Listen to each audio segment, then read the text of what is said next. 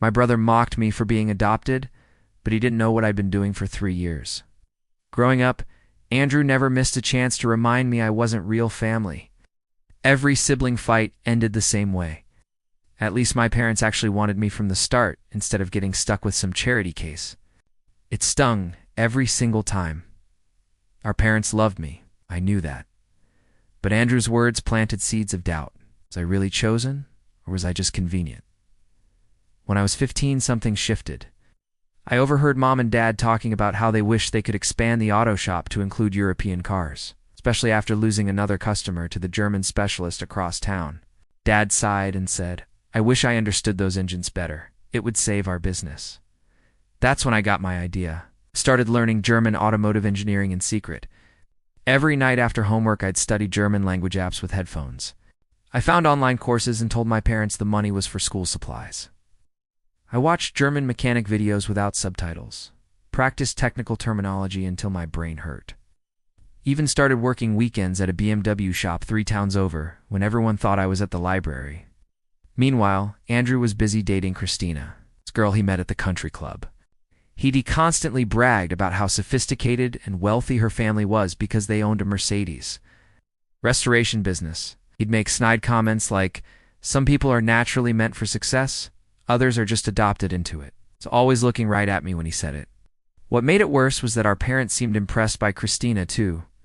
They'd ask her about her family's business, treating her like she was this golden addition to our family dinners. Christina was actually pretty nice to me, but Andrew would always cut our conversation short. "Don't bore her with your weird hobbies," he'd say, rolling his eyes. The perfect opportunity came during Andrew's engagement party at our house. He'd invited Christina and insisted she'd bring her parents, who had immigrated from Germany when she was young. He wanted to show off his international future-in-laws to all our relatives. When Christina's parents arrived, everything went sideways. They spoke very limited English, and Christina was stressed trying to translate everything. Our parents tried their best to be welcoming, but there was this awkward language barrier that made everyone uncomfortable.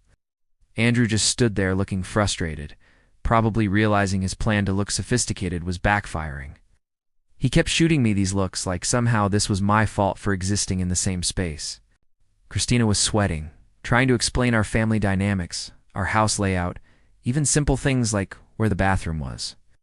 Her parents smiled politely, but looked confused and a little isolated. That's when I took a deep breath and walked over. "Guten Abend," I said, extending my hand. "Ich bin Matt." Christina's parents' faces completely transformed, their eyes lit up with surprise and genuine joy. "Sie sprechen Deutsch?" her father asked excitedly. For the next hour, I had the most natural conversation with them in German. We talked about Mercedes engineering from the 60s, shared stories about restoration challenges, laughed about differences between German and American car culture. I told them about the BMW engines I'd been learning to rebuild. And her father got so excited he started sketching transmission diagrams on napkins.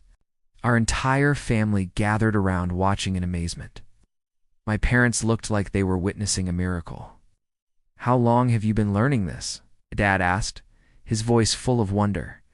"For 3 years now," I said. I wanted it to be a surprise, but I thought Christina needed some help, so I jumped in. Christina's mother grabbed both my hands and told our parents in her broken English, "Your son, he has such special knowledge. He understands not just language but soul of German engineering. He is true gift." I saw tears forming in Mom's eyes. "We had no idea you were working so hard on this."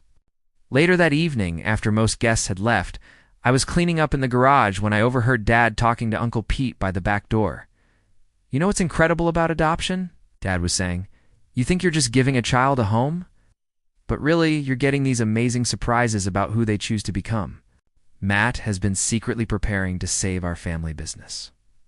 That's not something we taught him. That's just who he is. I peeked through the window and saw Andrew standing alone by the fence, having heard the whole conversation. For once in his life, he had nothing to say. The next morning at breakfast, he was unusually quiet. Finally, he looked at me and said, "I didn't know you were learning German." "There's a lot you don't know about me," I replied. He nodded slowly. "I can see that now. That was the last time Andrew ever made a comment about me being adopted."